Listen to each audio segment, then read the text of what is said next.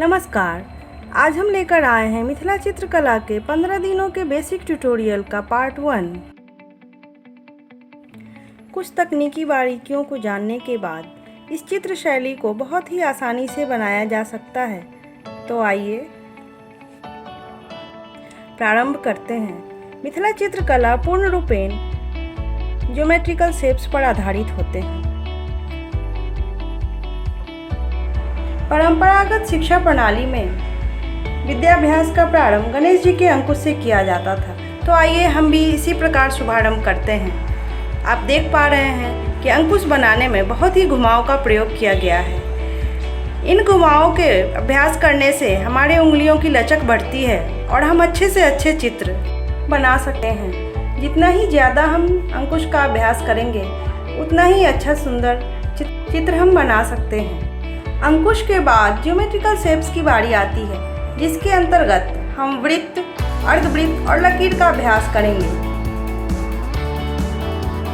इस शैली की सबसे महत्वपूर्ण बात यह है कि कभी भी एकल रेखा का प्रयोग नहीं किया जाता है। जहाँ कहीं भी चित्र में रेखा का प्रयोग किया जाता है तो दोहरी रेखाओं का। अब वृत्त और अर्धवृत्त के बाद लकीर के आते हैं। मिथिला चित्रकला में लकीर का विशेष महत्व है, जिसे हम कचनी के नाम से जानते हैं। कचनी अर्थात सूक्ष्म रूप से काटना। कचनी कई प्रकार के होते हैं, सीधी कचनी, तिरछी कचनी, सोई हुई कचनी और ये है दोहरी कचनी।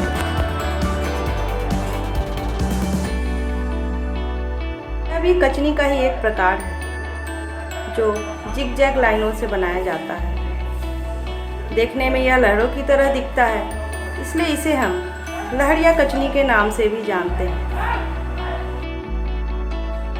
इस आकृति में अंग्रेजी के एस की तरह घुमाव होते हैं। इसे हम जंजीरा के नाम से जानते हैं। बिंदु से गोल गोल घुमाते हुए आकृति बनाया जाता है। इस आकृति को चक्री कहा जाता है।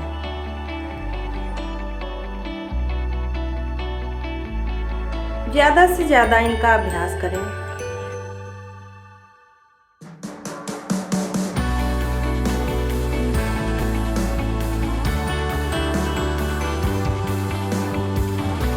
पार्ट 2 में हम विभिन्न प्रकार के बॉर्डर्स लेकर आ रहे हैं। अवश्य देखें। ट्यूटोरियल को ज्वाइन करने के लिए बहुत बहुत धन्यवाद।